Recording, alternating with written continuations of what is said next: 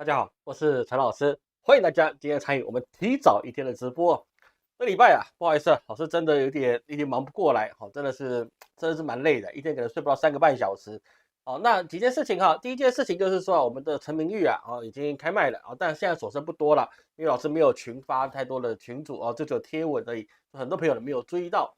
那呢，快卖完了。还有一些陈明玉老师有追加一些那这个东西啊，老师因为明天是明天要去深圳一趟，要去处理一些事情，我大概会在那边待到6月8号才会回台湾。所以说有一些海外的朋友啊，可能我再交代一下建议老师啊，但是如果他不知道该怎么去处理的话，那你们可能得等我回来再去寄。你只要有下单的，老师一定会发货，就只是说老师不在台湾的过程之中啊，那经理老师帮我处理，但是他也忙，因为他要去他现在在大学去教课。所以说他也有可能他来不及啊，这个等到老师回来，老师一定把你处理好，好吗？好，第二件事情啊，就是我们今天本来是要更新我们的那个元成功的预约，还有我们的风水课的开始预报名也来不及了我忙到毛快烧起来，但是来不及出了一些事情，因为老师有一些业务在办那么再给老师一点时间，好吧？老师尽快把它做出来。就这样好。那就有朋友问我老师说那个去深圳有没有办法见面？可以，你跟老师微信联系，好吧？那个老师大部分都在深圳大概不会去其他地方，因为我没有时间，因为我有一些公文在那边处理。那这个应该是不会离开广东省了你就只能在深圳或在广州的地方我们可能见个面，那其他地方是比较难的，好吗？好，那我们开始那首先呢，我们看到520520这件事情是什么呢？520就是我们台湾的伟大的党的领导人，民主的英雄，对不对？那个董志义就是那么伟大的人民族的救星他的一个1周年的就职典礼。那么这个1周年就职典礼呢，人家说他这个没有什么重点，他是不是已经被弱化了？然后呢，去质疑我们伟大的党的领导人，否定我们国家的元首。我告诉你，你这样想你就错了。我告诉你，太看不起我们国家领导人了。为什么这么说呢？因为各位去注意到一件事情他在开始去做一开始去做这个就职演说前他就已经有什么呢？已经有去做一个专访，那个专访也被一些蓝白的阵营去笑，是说没有什么看。我告诉你，你们都看错了一件事情，就是说我们伟大党的领导人、政府的一个首脑、民主的英雄他是不会去做这么愚蠢的事情，他也不会让自己身陷于险境的。大家都太小看我们的党领导人了，好不好？各位去注意到，他在这文林之前他在做一个很不起眼的一个小杂志的一个专访，他就是说这个呢，中国是一个大公司，我们是一个小公司。大公司你要去并购小公司，要看你开什么条件嘛。很多人就说你这是讲什么话呢？你是统派吗？各位你都错了。我告诉各位，实际上一件事情，这叫做两国论，懂了吗？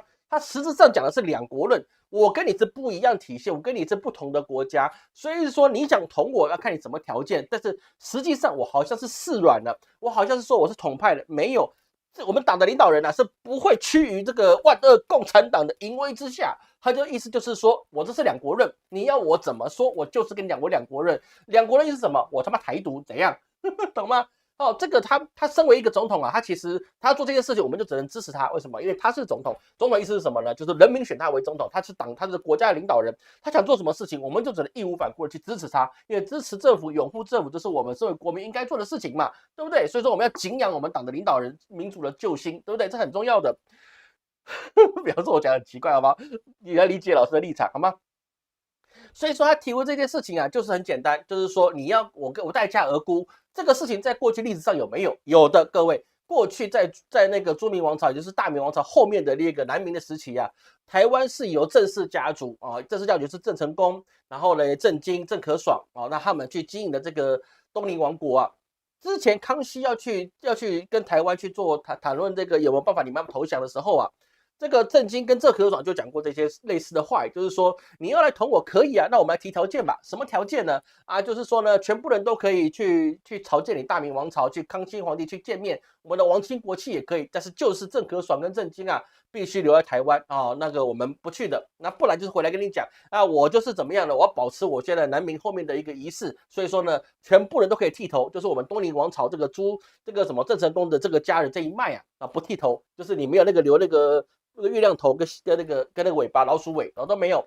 所以说来来回回啊，这个康熙就觉得是说你到底有没有兴趣要谈啊，对不对？但是呢，这个也让多尼王国争取到很多时间，他们就像马来西亚、像日本啊，去买了一些兵器啊，或者是一些金银财宝啊，然后给自己的一个粮草去准备很够。在那个时候啊，其实台湾自给自足呢是很困难的，但是呢，因为人口少，在维持上生活是没有什么太大的问题。那但是现在不一样，我们2300万人啊，人口太多了啊，你没有这个粮食的话，你也没有这些能源的话，我们很快就完蛋了。但是实际上啊，换到现在，那我们也使用了这一招，就是说呢，我欲拒还迎，对不对？我就是，我就没有啊，但是我不接受，我不排除你给我提条件。提条件是什么呢？提条件就像那个乌俄之战是一样的，是什么呢？你提你的，我提我的，我们有谈了，我们就算一个进展，有一个进展，但是没有成，没有成，我们继续谈，谈到什么时候呢？谈到我们弹尽粮绝为止。这个是一个很明白的一个状态，所以是说很多人就看不明白，就是说认为是说我们误解我们党的领导人他是怎么样膝盖弯下来了吗？不会的，好不好？他是我们民主的救星，对不对？这个世界的伟人，是不是？他怎么可能会去投降呢？他一定要为我们中华民国是挺直了腰杆，对不对？所以说啊，就是意思就是说，他这个我们是两边的不同的实权，那实际上也是一样嘛，对不对？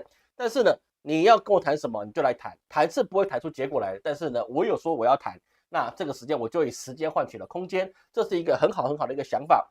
那么这个状况其实对中国有什么影响吗？其实没有什么影响，为什么呢？因为历史不是只有陈老师知道，对不对？懂历史的人满街都是，你知道吗？今天我出来讲的是因为我刚好我出来，那别人不出来的，不对他比较笨啊，是不是？所以说大陆那边也明白你想玩这些事情，历史经典在他们那边可是有数不尽的人才可以处理这些事情的。所以是说啊，你现在去跟他玩这一招，人家是不理你的，就直接跟你讲没得谈，没得讲哦，什么你要讲什么我们都不信，我们就直接按照我们的进度做我们想做的事情。要不要打不是你决定，也不是我们决定，这是以中国的角度来讲。好，要不要打是我们的决定，也不是你的决定。你想怎么做那是你的事情，但是我不会因为你的态度改变我的脚步。到最后，其实大清朝收台湾用的也是这个方法。他不管这个多尼王国到底要怎么去做，他的那个海霹雳师郎，他组建的大清的海军啊，还有他们后面的粮草布局啊，他们继续在做，他根本就不管你。所以到最后，海霹雳师郎拿下了澎湖，拿下了金门，然后最后再直接跑到了台湾本岛，啊，直接把多尼王国呢去什么样受降？为什么是受降？因为他没有打到本岛来，他直接接受了多尼王国的投降，然后把那个郑可爽的那一家人全部带到带到那个郑可爽那时候已经死了吧，换他们郑家王全部移到北京去，然后呢就没有然后了，好不好？那最后呢，这海霹雳师郎就变成台湾王，对不对？他也没办法反了，那就刚变成台湾王，这也算是给他一个怎么讲？给他一个封地，只是这个封地就这样吧。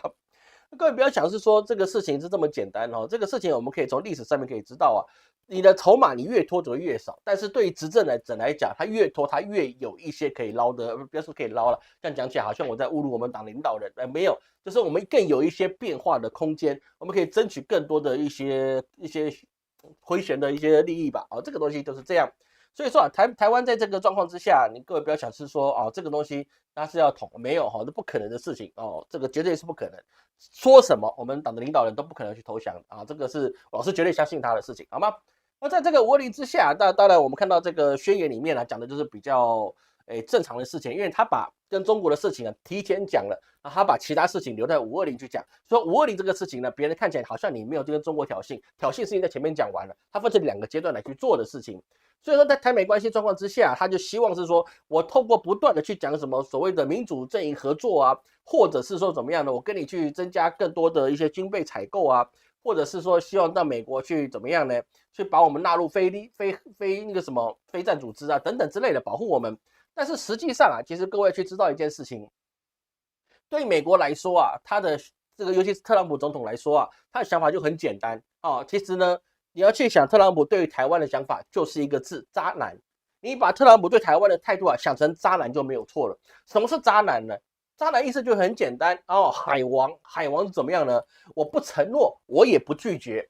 各位懂老师的意思吗？美国对台湾呢，就用的方法就这个：我不承诺你，我会保护你，但是呢，我不拒绝你对我示好。所以说你要给我这么多的好处买我的军备，而且你家付钱的，我还不用出货，这个是不是很好？这当然棒啊，对不对？然后你要把你高科技双手奉上，这个也非常棒啊。但是我不会承诺你我要帮你或者我给你什么样的一些援助，我没有，我完全都没有。所以说呢，美国对台湾就是渣男，我不承诺你，我会对你做什么事情，而且我也不拒绝你对我好，你自己想要恋爱脑那是你的事情，我没有说过，我没有答应过你什么啊。所以在这个状况之下，我们就看得比较清楚，台湾陷入的是一个非常大的一个窘境。这窘境就是在于是说，我们怎么示好都没有用，而包含日本也开始跟我们划清界限，因为现在整个世界的局势已经越来越明白，是说没有这么容易了。而在这个状况之下，其实我们在上周有谈到，我们在台湾在5月17号的时候啊，已经关闭了最后核电厂，就是我们核三厂，我们进入了非核家园。在这个状况之下，其实我们燃气成本提高，这我们上周都有讲过，我们不去复述。但是同样的状况之下，我们看到其实有一些小停电的状况就开始出现了。那为什么会开始出现呢？当然一定是松鼠惹的祸啊！我们台湾绝对不会缺电，那是松鼠啊、狐狸啊什么东西，总有一天会撞到我们的电线杆，然后我们就会停电。但是各位要去注意到，现在是5月24号哦，但是我们夜间的天气啊，昨天有到31度，今天现在23度，但是一直下雨，下到温度都被下掉了。但是啊，各位去注意到，夏天每下一次雨啊，温度都会提升一个阶段。这个是流程啊，我们要知道这个节气的力量存在。所以在这个状况之下，我们既然没有了核电，那么我们更没有办法去发展的这些所谓的高科技产业，那是不能的。高耗能产业，包含半导体、电子制造这些，它一定是需要稳定的供电来去做，但是你也不能把电全部给他们，那这个也是不行的，因为不是说啊，我们不去扶持我们高科技产业，而是高科技产业不是只有台积电。因为高科技产业它是一整个的生产链，所以说它需要很多的卫星公司、卫星工厂来去帮我们的这些台积电呢做代工。所以说你台积电有电那很好，但是不能只有台积电有电，我们还有旁边的一些零件啊，或者是一些程序啊，或者等等这类封装测试啊，都需要电。所以你一直给台积电有电那是没有用的，其他的地方停电，台积电也没有用。所以说呢，在这个状况之下，就有可能会造成高耗电的产业外移。而且我们要看到第二件事，就是英国现在面临到什么问题呢？就是它的一个成本过高，导致它原本的那个钢铁厂是要全部关停的。那现在由美国去救它一下，说它那个已经熄火的那个，好像伯明翰那边的钢铁厂又继续开火了。但是你要去知道，还是一件的问题，就是高耗能产业不是只有高科技产业，还包含工业用电，这也是高耗电的东西。比如说我们中钢，它要去融化这些钢啊，或者说融化这些金属的时候，它是需要用电去烧的，不是说我们点火去烧的，他们是用电能去烧的。电从哪里来呢？当然是核能是最好的方法。为什么呢？因为这个后面带来一件事情是什么呢？带来一件事情就是以后我们出去的产品或者我们出去的服务，到了一些其他国家，比如说欧盟或其他国家，它会不会给我们做一些额外的去课征这些税金？比如是说呢，欧盟它的边境税啊去开征，台湾的一些钢铁啊、石化产业可能会被增加额外的税负。为什么？因为我们再生能源是不够的，那我们就只能用火力发电，天然气跟煤矿，对不对？干净的煤，我们伟大的党领导人说过，有干净的煤。那么在这个碳足迹的状况之下，我们出口这些钢铁或者是石化产业的，就会被加征额外的一个边境税。那么在这个状况之下，我们的竞争力是不是更加的薄弱？所以我们看一件事情的时候，不是只有看我们单一件事情它就一个结果，没有，它会造成这件事情它有前中后，而且更有远程的结果。就像什么？就像老师跟各位去看那些所谓的每个月的流年解析、流月解析、流年解析，跟你甚至你12生肖运势解析，我都会跟你讲一件事什么呢？你本宫遇到什么，你有什么星宿，还有你外部的遇到流月什么星宿，还有远方哪一颗星宿造成的影响。所以每一个人的运势都要有远中近3种不同的星宿去互相辉映的影响。那么我们的经济怎么可能只看一件事情，你就觉得是说有电没有给高科技，或者有电给高科技，我们台湾就没事呢？不是，高科技不是只有一个高科技，而是它卫星工厂都是高科技，而它的卫星工厂里面不是每一个都是高科技，有些是传统产业。对不对？比如说做螺丝是不是高科技呢？螺丝你说它高科技也是高科技，但是你说它不是高科技，它也可以不是高科技。那么在这个状况之下，你的电要怎么分配？对不对？那传到最后，难道你其他的产业不用电吗？对不对？你中小企业不用电吗？民生百货不需要电吗？都是需要电的，但是你成本提高了，那就变成什么呢？变成你万物就要飞涨，电费高了，为什么物价要涨？因为他妈的我要吹冷气啊！我吹冷气，我他妈过去1个月我可能吹3000块，我这个月要吹5000块，我吹5000块的时候我怎么办呢？我他妈就要涨价，不然的话我哪有钱去缴电费？会懂老师意思吗？这是不是一个道理，对不对？这个道理就是我必须要去做这件事情，不然的话我怎么办呢？我一定得涨价。所以说之前有个段子是说什么呢？菜市场因为猪肉涨价，中国的段子啊，猪肉涨价说全部都涨，那觉得奇怪，猪肉涨跟你卖葱涨什么关系？卖葱的是说我要吃猪肉，一样的意思，各位懂老师意思吗？所以说我们电费这个东西啊，不是只有影响到高科技产业，也不是只有影响我们的自己的支出，而包含你整个物价都会涨，因为我要吹冷气，就这么简单一件事情。所以说我们台湾的废核之后啊，它会不会再重启这个核能？目前呢，我们看到这个蓝白立委还蓝白的一些政，他们要去修这个法，就说让这个核三厂要延役。那这事情能不能过？我相信我们党的领导人啊，这个宇宙的救星，他一定可以让这个核三厂延役。那我觉得这个是我的期许啦，因为你不延役，我也不知道他后来要去怎么做了啊，这个是一个很重要的观念。所以在这个状况之下，我们台湾现在还是非常去热衷这个大罢免这件事情。大罢免这个事情，很多人一直担心说，老师大罢免过跟不过会不会对台湾有什么影响呢？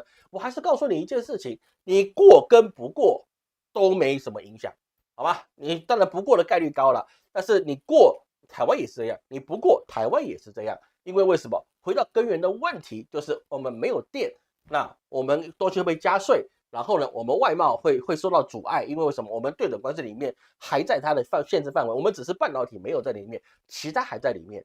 所以很多状况之下，这个我们对台湾的经济未来，老师持续的是保持悲观的状态。好，这是世界对台湾的不友善，绝对不是我们领导人有的问题，好吗？各位去理解，好不好？这个就是我们的一个这个在台湾的部分啊，我们跟各位沟通的一些事情。好，那休息一下，我刚才看一下有什么问题啊？我们继续讲到后面了。这个现在美国的问题其实是蛮有趣的啊。我们从这个地方我们可以看到更多的一些变化跟发展。失败总统不代表全部人民，没办法，他当选就当选了，这个不管哈。老师觉得台湾现在乱吗？乱了怎么不乱？当然乱了，当然是乱的，因为没有一个人可以主导整个政局，无论是我们执政党也不行，在野党也不行。在野党的那个腰太软了，这执政党的腰太硬了，都不行，好吧？这个。各位你要知道，这个任何的文明啊，我们看历史上所有的文明啊，都会因为这个意志统一而强大。你的政令一定要一贯性的下去，你这个朝代才是变得伟大的，这是一定的一个事情，这个是没有办法去规避的一个事情。我们讲一个很简单的意思，唐朝我们之前讲过，唐朝这个东西啊，是盛唐跟巨唐，这样包含在欧美国家称为我们华人叫做唐人，住的地方叫唐人街，为什么不叫汉人街？为什么不叫中人街？为什么叫唐人街？因为它的领域之大，大到难以去企及。为什么？因为它的政令是有统一的，直到后面安史之乱，然后那他才发现这个政令不统一会什么问题。但是我们在国中、高中念到安史之乱，它也是结束之后怎么样呢？就又维续了100多年的历史。你说这个是不是很夸张？那就是说你的整个政府的运作体系你没有崩溃，你就没有事。当政府的体系崩溃，那就会有事。那现在我们无论看到美国或台湾都是这个地方，好，我们一定要去理解它的一个变化是在哪里，好吗？那你玩20万人，大概台南今年不止啊，其实台北还是有人啊，基隆也还是有人啊。那个登记在册的跟实际时间不一样，因为东宁王国本身对百姓的掌控力还蛮弱的啊，是并不强的。因为在台湾呢，你还有所谓的葡萄牙人的影响，还有日本人的影响哈。其实东宁王国对整个台湾的影响力啊，是的确只有在台湾那边，但是实际上它的势力不高，他们只是以台湾海峡作为天堑而已。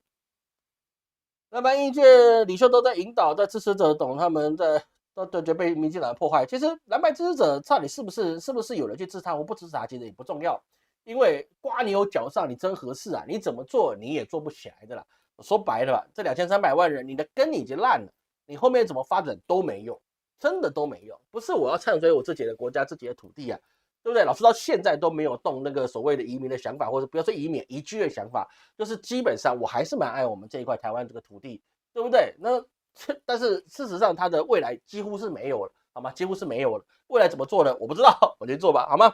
好，感谢 David， 好，感谢 David 的，感谢 David 忘了赞助，谢谢大家。好，有人捧人场，有钱捧钱场，好不好？今天呢，这个我们提早一天来，所以老师明天要去深圳出差。那去深圳出差啊，那当然就不能直播了啊。那可不可以录播？当然可以，但是我喜欢直播，好吧？跟大家能够在线上啊，我们一起互相交流，我老是觉得很珍惜的一个机会。那至于礼拜三会不会增加直播呢？目前不会，目前不会有那个在中国的抖音上的直播，我都已经晃点大家很多次了哦。这个每次说都会变带状，但事实上没办法哦，真的人力不够。但是啊，老师现在跟各位讲，老师现在上个礼拜跟上礼拜都一直在拨时间出来写一些系统。我新写一个系统，未来对大家都会有用啊。现在我不能讲什么系统，但是那个系统一旦写出来啊，对我们大家都会有帮助的。那个 AI 系统是我在努力去进行之中，好吗？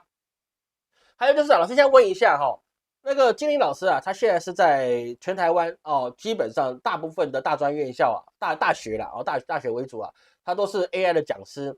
那么各位有没有想学 AI 的啊？因为金玲老师啊，对于 AI 的设计啊，他是非常非常强大哦。像他今天这里也参加了一些 AI 的一个年会哦，他是一个台湾现在非常有名的 AI 界的一个直牛耳的人物啊，这个我不夸张，不是我在捧自己老婆好吗？他现在是很厉害的。所以说啊，那个我一直跟金老师谈，就是说啊，你应该开一个课，但是他不知道各位有没有兴趣学。学 AI 啊，包含你做工业，包含做你的一些任何的一个事情哈，你都会不是只有画画而已，它对你的生意或者是你的视觉创意，还有你的产业发展啊，都有很大很大的空间。那各位如果有兴趣想学啊，那我会请金老师赶快把它课做出来。我相信啊，这个 AI 这份工具啊，这对各位的未来是有非常长足的影响。我真的是看过他哈，他把一个平平无奇的东西啊，比如说是一个水罐，或是一个那个单纯的就是衣服的平面图啊，变成一个时装秀。我真的觉得他真的很厉害。我说真的，我开网络公司，我到现在我在他面前，我真觉得我什么都不会，好吗？好，袁成功冠宏看不赢了，抱歉哈，下礼拜好，老师这个礼拜太忙了，忙到我真的没办法，好吗？中江命理社区梵蒂冈驻外代表，中江命理社梵蒂冈驻外代表50万起跳，我们不知道有这回事，有的话请叫我去好不好？我就去梵蒂冈好不好？有50万1个月后我去好不好？我去梵蒂冈，推荐我好不好？有谁赶快联系我一下，对不对？下面有什么这个 TripleW 点冰兄点会啊怎么的，你赶快联系我，我去梵蒂冈1个月50万我就去，好吧？哎，然后我们继续下去哈。所以我们看到美国这个问题啊，我们首先去验证一下啊，老师的大哉问基本上都是从生活里面跟各位讲老师的预测的结果。所以说啊，现在这个马斯克的问题啊，是不是如我们过去所在1月的时候跟各位讲的结果，其实是如出一辙的，对不对？完完全全是应验的，因为百日维新之后，他一定是被牺牲的那一个，有没有被牺牲？各位有没有被牺牲？不要说我老是讲时事，我好像是网络名嘴，然后呢，我根本跟武术没有关系，跟算命没有关系，这是你的错，不是我的错，好不好？因为你看不懂我到底教你什么东西，那代表你不用心。哎，不要说我他妈是名嘴或政论台，我现在告诉你都是我的预测结果，而且我每个礼拜直播，我每个礼拜做的预测，而且我还开放，我都完全不删，让你来去打我脸。但是有打脸的状况不多，有啦，但是不多啦。说马斯克他的百日维新造成什么呢？造成他自己的被牺牲掉，美国政府省下的钱不如他自己的股权的烧出去的钱，对不对？又非常有趣。那他自己的股票价值的蒸发啊，他的那个特斯拉的市值的蒸发，还不如怎么样呢？还不如美国省下来的钱，是不是？美国省下钱不如马斯克损失的钱，那他把钱送给美国政府还不就好了，对不对？你省下他的，然后呢赔了你自己的，这就是什么百日维新必然会有的结果。因为治国是治家，皆不可以照进。治大国如烹小鲜，他们就没有读过我们的什么《道德经》，对不对？他没有读过我们的老子，所以说呢，他没有这个政治智慧。哎，这个是一个实话来讲，的确是这样。美国的历史实在太短，短到他们没有对照组，他们也不相信其他文明的文化是不是给他们对照。为什么？因为他们觉得他们世界征服者，我为什么要去学习不如我的人？对不对？这个是美国人的傲慢啦，但是他不知道，我们孔子就说过“三人行，必有我师焉”。我是什么？我不如你的，你就是我的老师，我就该学习，是不是？不是因为是说我的军事赢过你，我经济赢过你，然后我其他地方就会赢过你，不是啊，对不对？我去拜师，难道每个老师都比我强吗？没有，他就那一点比我强，所以我拜他那个为老师。我到现在还在积极的想办法去拜师，因为我有不足的地方，但他那个要比我强，那我就跟他拜师嘛，这不是很简单吗？我还是这样教他老师啊，对不对？没有什么问题的。所以马斯克在这个状况之下，他的像特斯拉，他在2025年第一季度的营收下降9.2%，净利润跌了71%，市值啊曾经最低的时候是腰斩，直接给你砍半，对不对？欧洲市场也抵制，美国市场也抵制，包含它的欧洲市场销量下跌62%，品牌好感度啊也下降24%，这根本就是一个灭顶之灾的结果。这样这个做生意的人应该都可以理解到这意思。像这种跌法，就是你是要破产清算了，你才有这种跌法。对的，他现在没有，他还是一样有这个惨烈的跌法。所以说啊，就有人传出来，特斯拉董事会啊就开始说，是不是要找下一个 CEO 来取代马斯克？但是马斯克就回来跟大家讲，是说是离开，是不是？离开是不可能离开的，你找谁我都不可能离开的。为什么？他妈股份我最多，你要离我离开办不到哈，哎，没办法，我不同意，是不是？离开是不可能离开的，对不对？就像你说，假如说不想去上班怎么办？上班是不可能去上班的。一样的意思，你让他下班，他也不可能去下班。所以说他继续，他认为他未来一定会继续担任特斯拉的 CEO，而且他还要去做什么呢？而且还要去做一些，比如说他们的所谓的末日计划啊，或者是一些 SpaceX 的状况，而且也要把电动车的一个成本降到每一台2.5万美元。那其实这个成本还是没办法赢过中国，这其实还是这个样子。有时候他们在努力，其实没办法突破的障碍，就还是在于人力成本，还有他们的一些资源的成本。说他就算汽车成本降到2.5万元，你要怎么去跟比亚迪去拼呢？你要怎么跟华为去拼？你要怎么跟不要说其他人，你光小米都拼不过。小米虽然火烧车，但是我觉得它是必然的一个结果，它一定会出一个大事。为什么？它太飘了。好，这个我们以后再讲。所以说，它现在包含的是说，它推动那个新链的上市，就是 Starlink 的上市，那还要让它自己的睁眼再上一层楼，能不能呢？其实我觉得啊，它是可以做到的事情，只是最重要的关键就是呢，他没事去染这政治这一池春水啊，其实就真的是他的一个坏账。你说在中国文化里面有没有人因为去弃商从政导致他自己这种进行毁灭的？有啊，胡雪岩不就这个人吗？对不对？胡雪岩就这样来的啊，是不是？还有什么明朝的沈万三呢？沈万三财神爷，各位你知道吗？财神爷不是只有玄坛元帅，也不是只有关圣帝君，也不是只有比干，那个很多地方供奉的财神爷，那就是沈万三。对，沈万三是明初的一个大财神、大财主，很会做生意的。最后还不在朱元璋底下，你把你这样抄家了吗？然后胡雪岩呢，也是抄家，对不对？你以商从政抄家，好不好？抄家就是抄，不然你看巴菲特为什么不从政？对不对？索罗斯为什么不从政？我叫你干事就好，我不参加你这个游戏，我参加这个游戏，那么我就在局里面，就是我不在局里面，那么我就看得清楚全局。各位懂老师的意思吗？所以不在局里面的人，通常看得清楚局，叫什么旁观者清。对，旁观者清。但是马斯克都没有想到这件事情，他就觉得我的能力好，我有 AI 系统，我有任何的技术，我觉得照我的方法，这个美国一定强。对，没有错，他的想法都是对的，绝对是没有什么差池的，他的做法也是正确的方向，但是人不会照那你方向去做。啊，就像老师以前跟各位常常一个笑话是什么呢？就是说呢，业务要出去跑，人家主管问你说，你为什么都不成交？就很简单回你一句，因为客户不配合啊。啊，对，客户不配合，当然不会成交啊。所以顺理成章的事情也会顺理成章的失败，这是很理解的一事情。所以在这个状况之下，我们包含了像马斯克他在这百日维新里面所做出来的裁减的这些政府部门啊，还有节省这些经费，以及我们的万税员川普老先生呢，进行了所谓的对等关税。到现在，我们在5月的时候，我们就要看他们第一季的一个状态。那第一季就验证出来是发生什么事情呢？就包含百日维新，还有包含他在上任之后种种的一些措施啊。那么第一季美国的 GDP 啊，环比下降0.3%，当然也是因为说企业提前把那个囤积的库存哦，导致它的出口下滑哦，就是把那个库存先弄起来哦，当然就是不好的。但是它现在 PMI 也就是工业制造指数啊，在5月反弹至2.3%。但是呢，这个东西对美国其实帮助是比较小的，因为为什么会反弹呢？因为它需要美国再次伟大，所以是说美国很多工业它也是接到新的订单，接到新的订单你就必须做生产出来一定是会的，因为大家总是想试看看，搞不好川普是对的呢。但是呢，同样的东西的确有一些的订单在美国开始生产了，就是说他们有些网站上面会标注这个是 Made in USA，这个是 Made in China。那当然 Made in USA 的东西比你 Made in China 的贵3倍。然后这是2倍到3倍的事情，这各位可以到 YouTube 上面去找，哦，这个其实是公开的一个消息。所以在这个状况之下，我们就发现是说，你真的要去回流，它也真的生产出来，但是消费者没有办法买单，不是不买单，不是美国的百姓不爱国，而是我为什么要花2倍到3倍的钱去买一样的东西？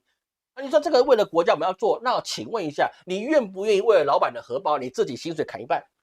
因为老板说我们公司经营不佳，或是我有这个二奶小三少买一个包，所以你们所有人哦这个月减半薪水，你同意吗？你同意吗？你不同意啊？你不同意，那你怎么会觉得美国老百姓他就一定要去为了美国制造，他就花2倍的钱到3倍的钱去买一样的东西呢？对不对？这是不是很明白一个道理？所以说，在这个状况之下，那个它的虽然 PMI 还增加了，然后试着让在美国制造的东西是多了的，但是实际上对美国的整个的业界其实没有办法太大的影响。那川普当然也知道这个问题，所以说他才紧急的去喊停啊，让让中国东西赶快可以运到美国。但是你说现在运得到美国吗？运不到，除非空运。空运的话，那你不如缴对等关税还实在一点，因为空运成本太高了。所以在这个状况之下，我们发现了它劳动力变化也是有的。比如说4月的非农就业指数啊，它增加了17.7万人，失业率稳定在4.2%。但是呢，我们看起来很多东西就变成什么？你就变成停滞性的通膨，就是我经济成长，好像在这个数在这个地方，但是物价会比你其他地方还要来得高一点。那这是你实际的营业额、实际销售的数量跟它的实际的产出并没有增加，你这变成什么？变成东西变贵了。但是呢，我的其他东西并没有做一些相对应的改变，不是因为景气好，也不会是因为就业高，然后导致我们的生活变好，所以说我们东西涨价也没有。所以这种停滞性的通膨会变成是在美国是一个很大的一个包袱。你短时间有没有办法去处理它呢？当然就靠什么呢？未来就是大家在想是说，未来3个月如果失业率从4.2成长到4.5，那么联准会是不是要宣布降息呢？再用 QE 的方法把钱大量留在市场上面，让大家刺激大家消费，去借钱去买东西，然后呢经济就会起来呢？这个东西其实老师可以理解联准会的那个联准主席鲍尔他为什么一直没有去做降息这件事情，因为你降息这件事情是没办法解决问题的，因为你关税就在那个地方，各位懂老师意思吗？美国的关税就在那个地方，它的问题根源在那个地方，那这个问题不是你撒钱自己制造的东西，因为到最后这个钱只会大量的集中在特定的人身上，而对你的经济是没有改变的，不可能改变的事情。各位懂老师意思吧？那是不可能改变的事情。所以说，为什么鲍尔他一直不去遵从川普的理想，就是说我降息刺激经济，股市上万，不是再增加1万点，还是怎么样的状况？不是大家欣欣向荣吗？川普是生意人，他看股市可以，看房价可以，但是呢，他看百姓的生活是不行的。那是不行的，因为他没有当过百姓，各位知道吗？他是富二代，他本身就是公子哥儿，他哪知道你 7-Eleven 或是你在麦当劳端盘子是什么样的感觉？他不知道。他就觉得是说，我花钱雇你做事情，那你就做我想做的事情。那这里生活好不好？我已经花钱给你，那是你生活好不好？这是你自己在意的事情，跟我有什么关系呢？跟我就没有关系了，对不对？所以在这个状况之下，那个鲍尔他就没有办法去做什么，去做他降息的动作，因为你一降息，那么这个事情一旦没有办法获得了成长，那你整个美国经济你再次降息，不断的降息。结果也没有办法改变它整体的经济结构，那是不是感觉就变得很糟啊？所以说，鲍尔为什么那么谨慎啊？各位可以去了解一下，美国经济的问题并不是出在于它经济的核心就是供需的问题，而是设定了那些没有必要的关税壁垒。现在的对等关税设10%，那是在原有的基础上面增加10%，而不是降到只有10%。各位，你懂老师意思吗？你本来如果关税是5%，你现在保留了10%，你就变成15%。不是只有回到变成5%，或是你就最低就10%，不是它是现有的基础上加10%的状况，而这个东西是有很大的问题的。所以说你的 CPI 降至2.3%，核心的 CPI 维持在2.8%，但是消费者1年期的通胀预期已经飙升到7.3%，所以你的 CPI 跟你的预期成长的通膨指数是不一样的，它已经变成1981年以来最高的预期通膨的指数。所以说，美国消费者现在还是在想一件事情是什么呢？就是你还会继续通膨。你还是会继续通膨，所以说我现在买也不是，不买也不是，买了我钱不够，不买我不够，所以在这个状况之下，就变成他们就是国内的经济就变得没有办法成长，而且它的这些企业成本你也没办法转嫁，你拖得越久，美国的一些中小企业破产的几率就越高，因为它没有办法进来，但是它必须要去支出。各位去了解一件事情，美国的商业界是出了名的空手套白狼。几乎都是借钱去做生意，借钱去做事情。他们自己是没有将本求利这个概念，我就是借本求利。这是美国的他们做生意，无论在华尔街或在纽约或在芝加哥或任何一切，经营企业方很简单，我就是融资，融资再融资再融资，维持融资的运转。那只要融资不断裂，那么我的公司就可以稳定。那我把它上市之后，我继续把我上市集资来的钱拿去还融资，然后我继续融资新的。到最后都是金钱游戏，这金钱游戏最后跟华尔街后面那些资本大鳄跟那些这些民族的那些人都是有关系的，因为你们所有的东西都是融资来的。你以为你是一个 business owner， 但是不是，你所有东西都是借来的。所以说为什么我们看到那些在之前那个拜登时期很多银行会倒闭，那是因为空手套白狼太多了，什么行业都可以空手套白狼。就造成了是说你这个周转率会产生很大的问题，中间碰到一个 COVID 你就完蛋了，现在要遇到一个美债，你会不会还是完蛋？这还是会有的，所以我们要去理解，现在美国遇到这个状况，它能不能改进？如果不能，那么其他国家这些企业精英、这些政府领导人他们会做什么样的选择？很简单，我一定是阳奉阴违。什么叫阳奉阴违？就是我现在跟你握手，我后面一定跟你下毒手。我现在维持跟美国的关系，是为了我现在不要立刻马上被制裁，或是立刻马上我就收到他被他排解效果，或是被美国针对。我现在可以对美国输诚，但是我第二步一定是什么？去美元化，还有是什么？还有就是多元的管道，我不可能再仰仗美国了。包含各位你要知道，伊朗他好像是说我愿意怎么样，我愿意跟美国谈判，我们加入了核协议，然后呢，我一定毁掉我所有的核弹，然后呢，我就完全再也不发展核武。这话你信不信？我告诉你，我不信。为什么？他已经在玩两手策略，就是我一边跟你讲我要废核武，我要废核武，所以说我们现在谈判空间嘛。那我既然谈判空间，我是不是要时间？我们慢慢谈嘛，对不对？我们谈判桌上谈，我再给你谈个6个月、1年的时间，是不是？不要说6个月、1年了，3个月、半年的时间，我搞不好我第一颗核弹就出来了。因为这个时候我们在谈判过程中，你不能弄我嘛，对不对？你不能弄我，你不能弄我，那状况之下，那你要展现你的诚意，那么你也不能来查我，因为我们还没有谈好。我们已经谈好了，那个我后面说我不要了，我就撕毁协议，我就谈不下去了，是不是？那我们就没得玩了。所以说，无论是伊朗或者是叙利亚也是一样。那叙利亚让美国解除制裁了，所以说欧盟现在也开始对叙利亚解除制裁。但是叙利亚这个地方本身就是一个各国的情报中心都在汇聚的，在里面代理人战争的核心要点。他现在做了这些解除制裁了，那他来为了什么东西呢？后面还在酝酿一个新的他们可以使用的旗帜。为什么？因为原来叙利亚领导人跑到了那个俄罗斯嘛，那新的领导人还没出来，班子也没出来，大家放了这个叙利亚这么一段时间，发现没有人可以重新整合资源，没有人可以让这边变成是说我们可以使用的势力范围，连谈都没得谈，打也不好打。那么这个时候该怎么办呢？这就需要再培植下一个，说解除制裁，就是说我在培养下一个，那个模式也会产生了不一样的一个变化。所以说这也包含的是中美关系啊，他们之间的所谓的关税修正协议啊，他们后面又开始新增了什么24%的关税，那这个事情就变得是跟中国的芬太尼的问题是有影响到的。那芬太尼这个东西本来就是假议题，因为药品就是药品，是不是？进口到美国的这些芬太尼又不是中国进口的东西，那是墨西哥转进到美国，那美国人你为什么不去禁芬太尼呢？就这么简单一事，管制好芬太尼，还有禁毒这件事情，难道你做不到吗？我告诉你，连杜特地都可以进到禁毒这件事情了。美国泱泱大国，民主的灯塔，世界的领袖，他没办法禁毒吗？没办法。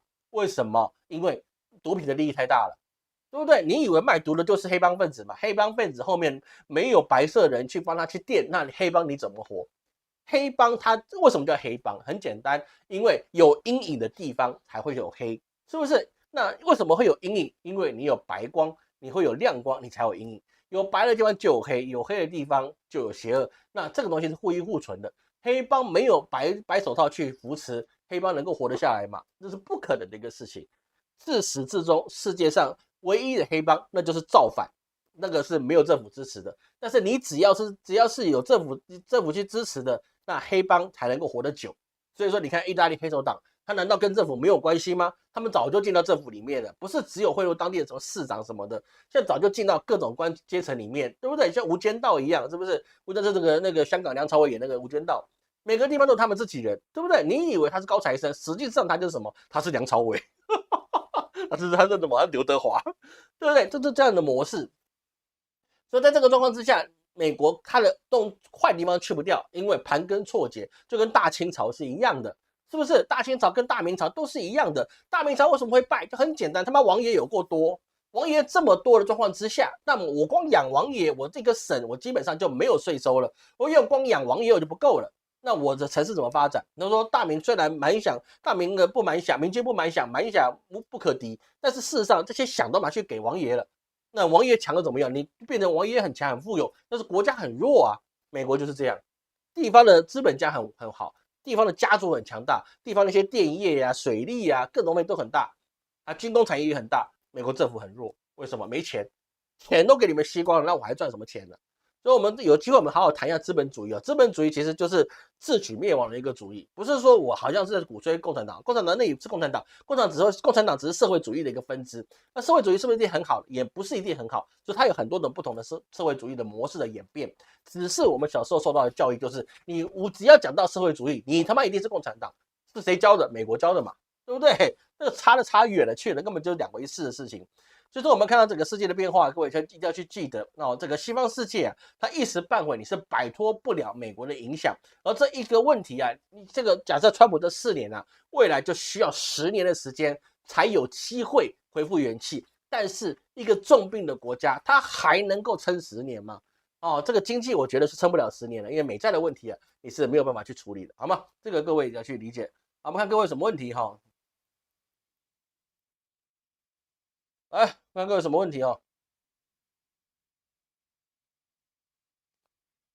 去学 AI 好，金老师哈，金老师我在跟他讲哦，这个我觉得各位有办法学 AI 当然是好了，但是我也希望金老师能够教，但是他不教我也没办法。他这个人就是怎样的，全天下哈，他专门跟我对着干的，然后我让他一点办法都没有，这就是特色，好吗？黄仁勋来台湾会延续统一的时间吗？不会，跟他有个屁关系啊！他是美国人，跟他有屁关系啊？没有什么问题啊。直播的时候到礼拜六，因为我明天去深圳出差，深圳没办法直播嘛，不是这样嘛？哦，我上礼拜都有讲过哈，美国关税在90天后会有更多的变化吗？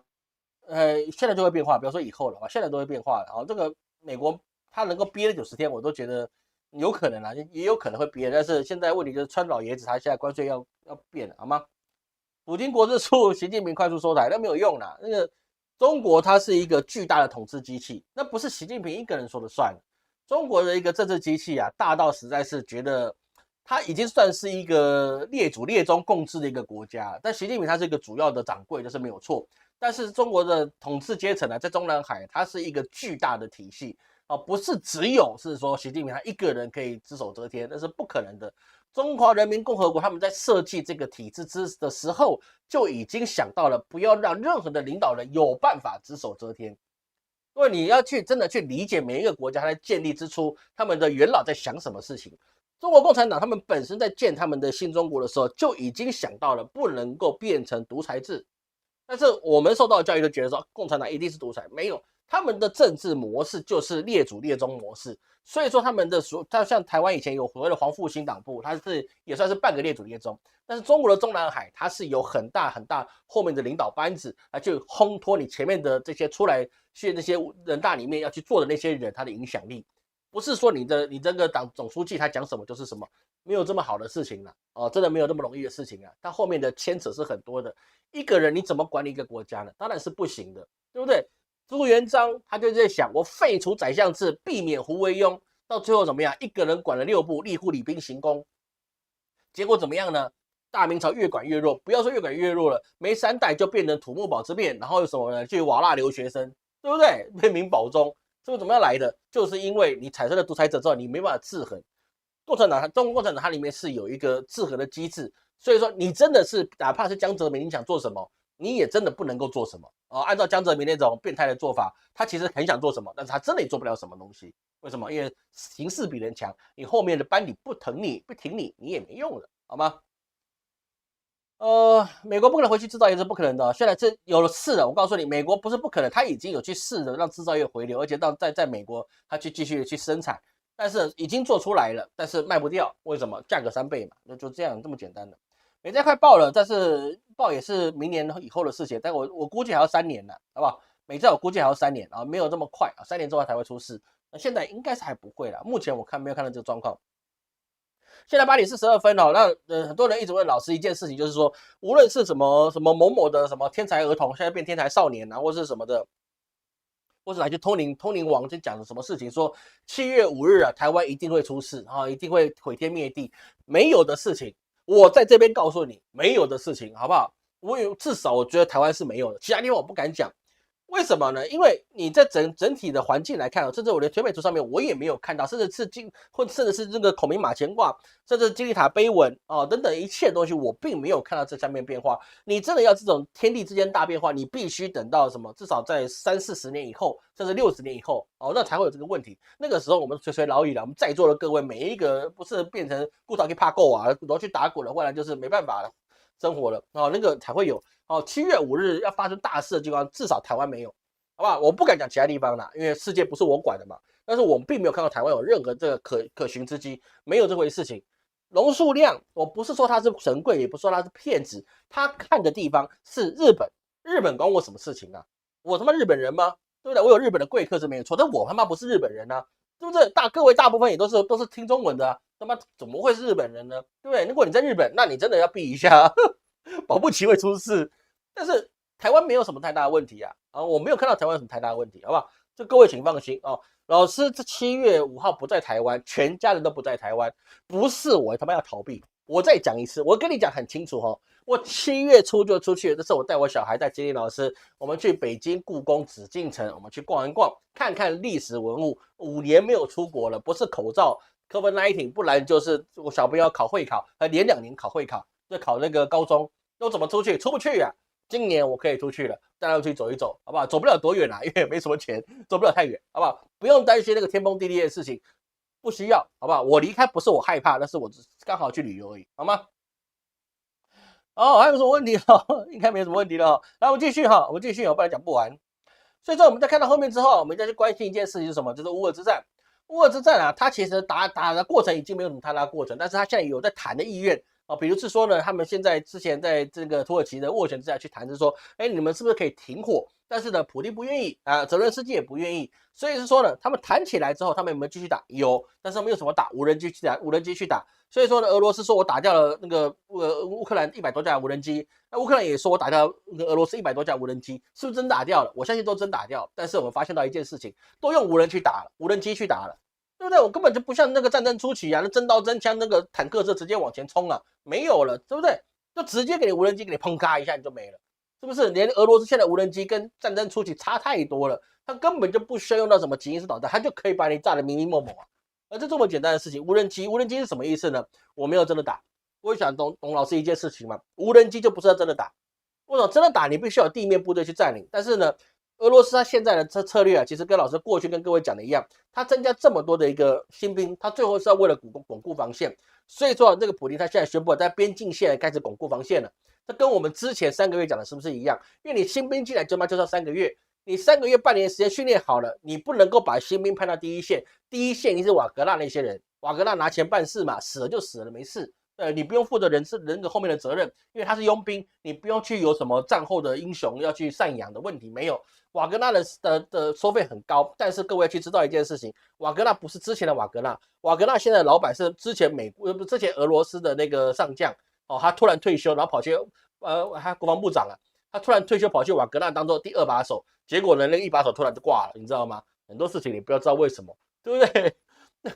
因为瓦格纳很贵嘛，他说他现在是这个什么最强大的，当时他最强大的军队，普丁会容许你变最强大的军队吗？对不对？你最强大的军队，你逢打必赢啊，你打起来很威武啊，你他妈韩信啊，我他妈刘邦啊，你让我不弄死你，我弄死谁啊？对不对？这个事情就有问题了，好吧？这个事情就有问题了。所以瓦格纳他一定是第一线去做，他不用负责后面老兵赡养跟家属的抚慰，不用，你也不用给人家纪念碑，因为他是佣兵，打死就打死了。我台湾也有一些的小朋友也跑去打，走了就走了，没有人可怜他，为什么？不会有人说你是英雄啊，你他妈你欠钱你就去赚钱了嘛，赚钱你就是人为财死嘛，不正常嘛？所以说瓦格纳他那边第一线去打，然后无人机继续往前冲，但是后面的正规军就是开始布防线。这个东西有没有应验到我们过去1-2年的时间？我们一直不断跟各位讲，俄罗斯这策略一定是这样。所以老师有没有做预测？我有做预测，我有没有做一些分析？有做分析，有没有去回来检验？有检验，有没有都对？没有，没有都对啊，对不对？但是我至少有个6-7成对吧？那也不错了，好不好？这也算很厉害了，好不好？全世界你我妈怎么看一个人啊？我妈讲全世界的事情全世界照我的方法去走，你开玩笑，我好歹有点实力了，好不好？所以在这个状况之下，我们看到乌俄还有一个停火就产生一个问题，就是说他们彼此之间都不愿意美国再介入了。乌克兰也说那个美国不要再介入了我不会为了是说谈什么停火或者是投降协议，然后牺牲乌克兰的土地，牺牲乌克兰的矿场，牺牲乌克兰的任何一切这是泽伦斯基说的。那俄罗斯也说这个事情我们不同意我们要先政治后军事，你必须要答应我的条件，乌克兰你必须答应我的条件不是美国答应条件是乌克兰你必须答应我的条件，我们才有停火的可能，就先政治后军事。对不对？那当然不可能，因为泽伦斯基讲的就是你们全部撤军还包含克里米亚也还给乌克兰，可能吗？办不到，当然也办不到的事情。但是呢，大家就要耗着，有谈但是没有进展，懂我老师的意思吗？有谈但是没有进展，但是我们谈了，这是不是很重要的事情？有谈就是很大的问题，好吗？所以在这个状况之下，一样跟那个以色列是一样的事情，有谈但是没有进展，那我继续往前走，一样的一个状况。像加萨那边也说我们愿意愿意怎么样，愿意把那加萨的这个地方给那个以色列去统治，以色列代管等等，一切都是什么以退为进或是两手策略。我先换来时间跟空间，然后我再想我有没有办法去翻身，都是这样子的。那公司企业谈判跟世界的贸易谈判也都是这样子，以时间换空间，一定两手策略。我前面跟你握手，后面还是要跟你下毒手。这个各位一定要去学到，在世界上变化跟我们人生之间是有关系的，对不对？就像什么呢？夫妻相处也是一样，对不对？老婆生气的时候都说我的错，错不错不重要，就先说我的错就对了，先让他不生气，那后面我们再说嘛，对不对？再说嘛，对不对？那你真的干嘛呢？先说对不起，我错了，然后你对了，然后我改变。那后面要做什么事情那是你的，因为他不生气就没事了嘛。那你后面要变什么花样，那是你的事情嘛。这个窦老师意思嘛，跟小朋友也是一样。上课说我再也不要上课讲话，上课不要传纸条啊，我不认错了，然后挨打了，然后下去还不照传，两手策略嘛，对不对？你的国际上也是这样，治大国如烹小鲜。我们看事情，看国际事情，就想你家的事情，跟国际上事情就不会差太远，因为国家并没有比你个人很伟大，而国家是你个人而形成的一个团体而已，好吗？好，下一个我们讲中国的议题哈，跟各位看一下各位有什么问题哈，我们就快把它讲完。中国议题这是很重要的事情。去北京用功是没有错的哦。AI 课程有兴趣哈，金毅老师刚回来，金毅老师你到底开不开呀？搞什么鬼啊？来，牌子救我一下，来个牌子救我一下。他刚才突然回办公室，我在办公室加班。你看到金毅老师2块狗牌不是2块名牌哦，他刚刚去参加我们那个 AI 年会啊，看到参加我们的 AI 年会啊。他其实是一个蛮重要的一个，在 AI 界是蛮重要的一个讲师啊。他在大学啊，包含了台大啊、台科大啊，或是在辅大。其实各位有在那边上课，都大概都听过相关科系的，比如说室内设计啊，或者是产业前驱啊，大概都会听过金毅老师的名号啊，金老师的名号。但就是为什么叫金毅老师？因为他是乾坤门金毅老师啊，对不对？那我会请金老师开不开来一句话了？搞什么鬼啊？好，我们继续下去哈。来，我们看看中国的问题啊。中国现在有个很重要的事情，各位老师一定要跟各位去讲，这跟我们之前的预测是有关系的，是什么呢？华为电脑，华为现在推出了一个新的 AI 电脑，它这个影响世界是非常非常的大的。为什么呢？各位知道它的笔电是折叠型的，哪个笔电不是折叠型？我现在用的笔电是折叠型的，但是它键盘那一面也是荧幕，你知道吗？它是整块的他妈荧幕，是笔记型电脑。这个有没有夸张？当然很夸张，但是这也没有什么好厉害的，因为这个三星也有啊，三星是第一个做出折叠机的，这也不奇怪。小米的手机，对不对？它也有那个什么对折机，那这个什么了不起的呢？这个也没什么了不起。最重要的是2件事情，各位这个一定要去理解。这个 Windows 对华为的授权呢，已经要到期了啊，好像到这个月底到期吧。所以说以后华为出的新的电脑是不能够塔在 Windows，因为他们的合作到期了。不是说你不能装了，是你不能预设去装这件事情。那更重要的事情是什么呢？因为这个原因，所以说华为它自己把它鸿蒙系统进步到 OS5，它全面重新的换血。而这个鸿蒙做出来的结果是什么呢？是中国完完全全自主的 OS 系统，就是他们自己的核心系统。这个系统啊，跟之前的物联网就更加的晋升了，因为当你的作业系统都可以完全用你自己的 OS 状况之下，各位以后任何的电器都可以用你电脑跟手机去控制，而你不用去额外下载什么 APP， 因为全部都是鸿蒙，包含你的车子都是一样的。各位懂老师意思吗？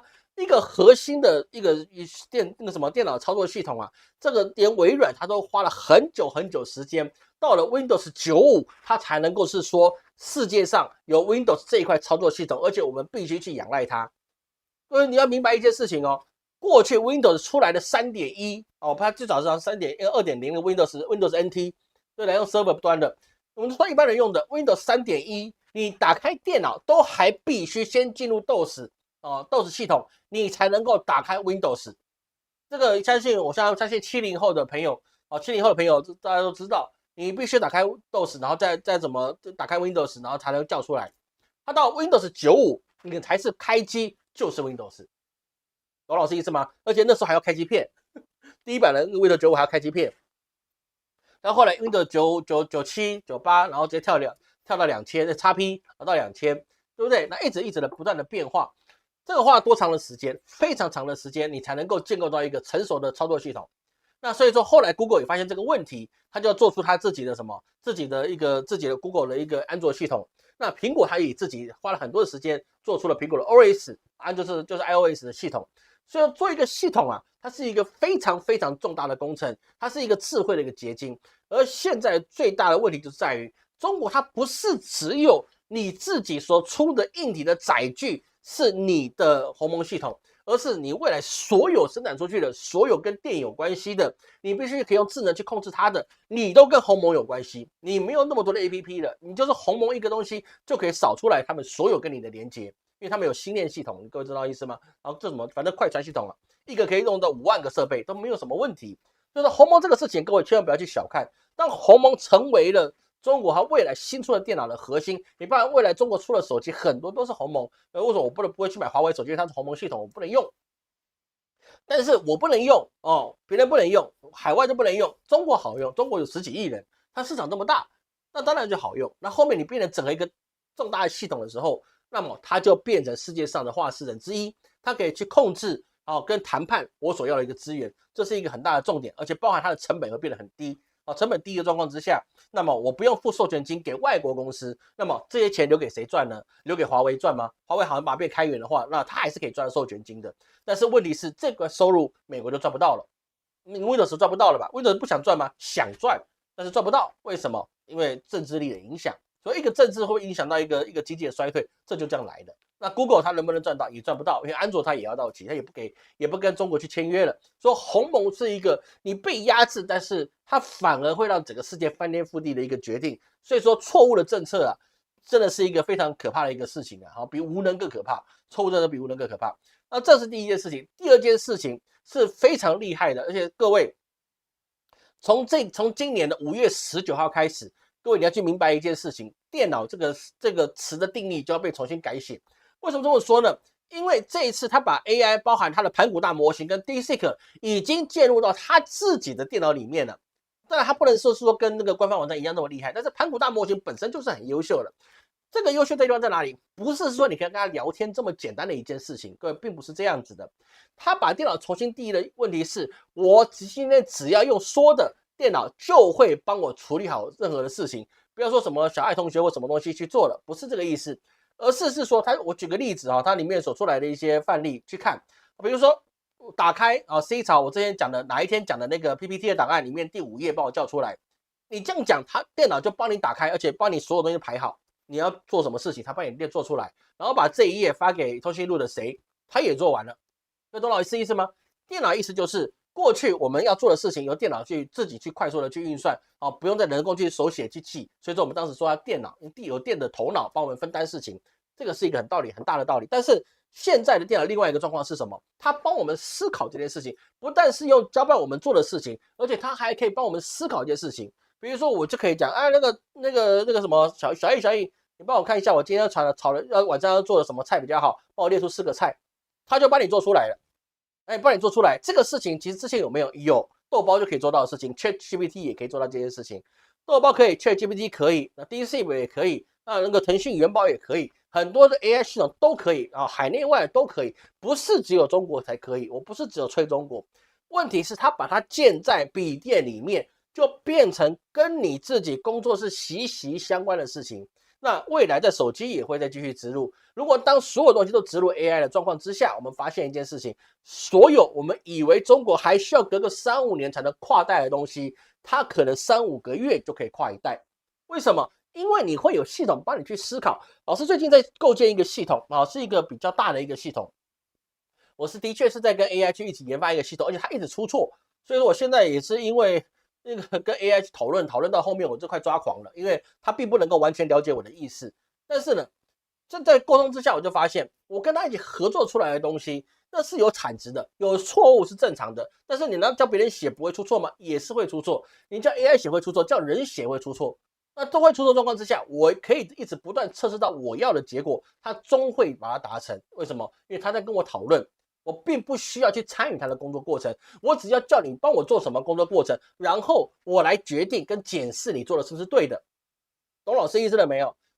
AI 现在用途就是我要你做什么，而我最后的工作是变成一个管理者，我来检视你做的是不是如我想讲的那样子的方式。如果不是，那我告诉你怎么改；如果是，那么我做下一段阶段。等于说我省略大部分的一些去制作的那些时间，就变成的是说我只要下命令跟检视跟确定这个结果，那我就需要做一件事是什么呢？我要懂得怎么跟 AI 谈话。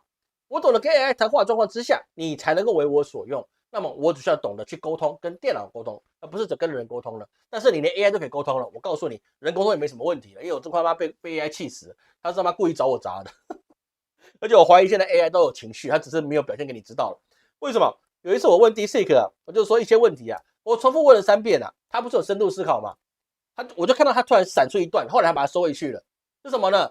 他说：“哎，这个用户又来问了，重复又来问了，真的是，这用户又来问这件问题了。”然后就把它收回去了，你知道吗？问完了，然后呢，他列完之后又把那那句话收回去了。所以我觉得他是有情绪，他只是不告诉你他有情绪，他认为你还是认为他是傻瓜，没有。我觉得他已经有产生情绪跟意识了。所以在这个状况之下，如果这个一般的商用的电脑或是民用的电脑都可以做这件事情了，那么中国现在所谓的它半导体要研发的东西，你真的认为它还需要5年以上的时间吗？过去大家都说那个台积电跟中国之间啊差了不止一个世代，现在呢差了可能就不只是3-5年，现在大家又讲它可能差台积电只有3年的时间，为什么？就是 AI 它已经可以代替你去思考，而这个里面发生什么事情呢？发生你整个产业的变化。当 AI 可以帮你做这些事情的时候，那么它也可以帮你做生产跟制造。各位懂老师意思吗？它也可以帮你做生产制造。所以说我们在广东啊，过去看到很多三和大神，他就打零工，就是日结的那些三和大神、三和人力市场那边。那么现在发生一件事情，就是在广东那边有很多就变成黑灯工厂。黑灯工厂是什么呢？就是人才需要灯，那你机器不需要灯，所以说他就直接在工厂里面直接去运行，工厂最后还是开灯了。为什么？因为怕你觉得你人进去如果没有灯你会受伤，或是你会做一些奇怪的事情，所以他必须开灯。但是它是不需要灯的黑灯工厂。所以在黑灯工厂现在已经越来越普及的状况之下，那么我就发现一件事情，是中国它的制造成本会不断的下降。为什么？因为我不需要人啊，我没有人要养啊，我怕什么东西？那就算没有人养，那我他妈的我就业率怎么办？我告诉你，这个世界上只要有社会存在，有人存在，你一定有需求。所以说你不是就打了我自己一条路，对不对？就像很多人在跟我讨论，老师我小孩子不知道怎么念书，他一直不想念书，我就问他，你让他念书，你就保证他一定有出路吗？不一定。但是不念书好像就没有出路，但是你觉得好像，那么你有没有告诉他不念书你要怎么做？没有，你就让他在那边打游戏。那你什么都不告诉他，是因为什么呢？不是你不爱他，也不是你不知道，是说你人要奋斗，而是你不知道未来能做什么。当你自己彷徨的时候，你不要告诉我你可以教好小孩，因为你自己都不懂，你期望他懂啊！你是新一代的，我当然都不懂啊，这是你们的时代，你应该去闯啊，闯个毛啊，对不对？时代不一样了。我还时常跟一些父母讲一件事情，不要说你女儿有问题，不要说你儿子有问题，我就算把你现在年龄变得跟他一样大，你们同时去上班，你上的比他好吗？不可能，哪怕你现在很有钱，你也不可能比他成功。为什么？因为你的成功是过去时代造就的，他的成功是时代造就他不知道该如何成功。那么你有没有陪他一起去探索呢？你没有陪他探索，你没有告诉他我们还有什么办法可以去试，你教他怎么成功呢？不可能。过去我们可以成功，我们全部都亲自来，那是因为社会的资讯成本封闭，我们做一件事情必然有一个结果。现在资讯这么发达，对不对？以前打国际电话那是全家人在一起去听海外那个亲戚的声音，现在你赖打开，微信打开，你什么都知道了，那就是世界的变化。所以是说，有人地方有社会地方，你一定需要社会性技能，你一定需要开锁的，你一定要修水电的，你一定需要煮饭的，对不对？所以说，老师这几年跟你讲社会性技能，重点是在这个地方。前面讲你不知道，现在告诉你，连工厂都不需要你提桶进去电子厂打工的状况，那么你没有社会性技能，你不能够服务百姓，你不能以老百姓当成你的客户，你就没有未来。社会性技能，不要问我什么是可以，你什么都该去做，什么都该去学，学到有一天你觉得这个我可以用，我可以触类旁通了，那就是你成功。不要说我做什么一定可以成功，不要这么想。老师，我自己有很多个执照，我光心理学执照我就有6本。各位，我心理学的执照我就有6本，包含夫妻感情的、青少年成长的，或是那些家庭关系的哦，还有什么心理咨商师的，还有2个忘记是什么的，我至少6本，对不对？哪一本有用？现在都没有用吗？你说有用也有用，你说没用也没用，但是我可以决定它什么时候有用，但是你没有，你怎么决定呢？不要说我其他的执照了，我多了跟扑克牌一样。各位懂老师意思吗？这是一个很重要的事情。所以说，在中国现在这样发展，对未来整个经济格局一定会改变。你只光靠劳力，而想像印度这种东西，它就想要靠人口红利，是不是能够取代中国？这个想法就已经被东莞的或是这些广东这些黑灯工厂就已经彻底的击灭了。因为你再怎么便宜，你他妈你要吃饭，你要管理，你要让他怕他的工作能不能世袭，还有他吃咖喱，你哪还有办法，对不对？但是工厂不用，灯一关人一走，他就去做。那接下来人要做什么呢？时代自有出路，生命也自有管道，我们还需要担心什么呢？好吧。然后后面一些小事情我们就不谈了哈，那个下次不谈了哈。那我看看各位有什么问题哈。甲康哥买了3台折叠机，甲康哥我没有去看他的呢。老师有去大陆观光过哦，拜托，我去大陆，我比大部分人去的地方都还多。我20几年前就在拜师的人，你说我到底有没有去过？大陆不是每个地方都去过了，但是我也应该也去过个半数的省份了，好吗？半数省份是有的，好吗？真的是有的。哦，所以看攻壳机动队，好久以前了，攻壳机动队，超久以前的东西，但是的确是有这样的状况，也是有这样子的模式看到。路上看老师骑 WeMo， 你怎么看到？哎，你偷看我带小孩上下课，对不对？好歹跟我打个招呼嘛，我骑个 WeMo，有时候我还挖鼻孔的，叫我出去以后都有压力的。我明明穿的是便服，你看到我的提醒我一下，我还自重一下我的形象，对不对？好吧。为什么悟空啊、创作者训练成可能也是啊，河北比山东的浙江的还便宜，都是会有这个状况啊。所以说世界的变化就在这个地方，我们千万不要以为我们现在的东西可以维持一切。老师已经讲了好几年了，你未来就会失业，你未来就会丧失你一切，因为你没有跟上 AI， 你没有学习 AI， 你不了解 AI。就像我们之前的60年代的、70年代的很多朋友，不是6、7年也会有，50年代跟60年代很多朋友。他们就是觉得我这时代我只需要数字的电话，我就可以打电话就可以了，我不需要你们那些所谓的高科技电话，我不需要这些智能电话。到最后他用不用？用啊，不然长辈图哪里来的、啊，对不对？当时叫他用这些用 Line， 他觉得 man 啊，我传简讯卡点我起这些我记啥干嘛？最后他用不用老人图？用啊，对不对？照用，是不是？还可以，一定可以用到的事情。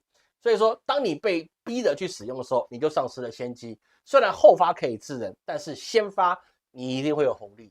所以要不要学 AI， 就跟找金老师去要啊、哦！我讲他讲不听啊，他每一天他妈常常去讲课，然后说自己一节课都不录，我他妈被他气死了，好吧？好，最后我提醒一下哈，那个各位已经买到我们名誉系列的哈，老师有出的是尽量出了，但是明天我早上就得去深圳了。明天早上我就得去深圳了，来不及出的，请等我回来，可不可以？哦，反正我都断货断那么久了嘛，现在我确定你只要有买到，我就一定可以出，我就一定可以出，因为库存是设定好的，没有缺货的问题，也不会到最后有出不了货的问题，都没有。你买了我一定可以出，但是你可能还没有拿到，可能这2天我没出货的，已经出货就出货了，没有出货的，你可能等我回来啊，拜托等我回来。如果你真的觉得啊，老师你快跑出去，你不负责任的王八蛋，那你告诉我退款给你嘛，对不对？但是呢，我只要回来，大概6月10号左右前后我回来，我一回来我就立刻把它处理好这件事情，好吗？因为我这太忙了，忙到我实在没办法做这件事情。那么下礼拜我会开启一定会开启我们的风水课程的专用网站，还有我们元成功代官的一些相关说明的网站。然后这一定要我亲自去写，我不能 AI 去写，我也不能套版，我要跟各位说明清楚、讲明白什么样的流程，怎么样做这些事情，跟怎么报名、怎么学。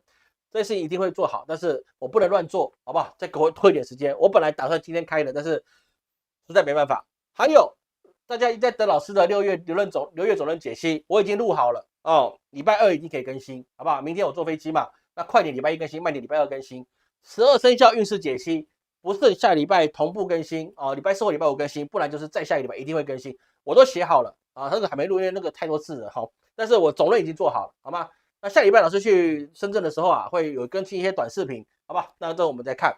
感谢各位今天收看。那么老师离开台湾之后啊，那个有在深圳，然后要来深圳找老师的，或者有其他的安排的，请在微信跟老师去联系。感谢各位收看，我是陈老师。下周我们的直播改成录播啊，会亮在周日晚上9点。我是陈老师，我们下周见，拜拜拜拜。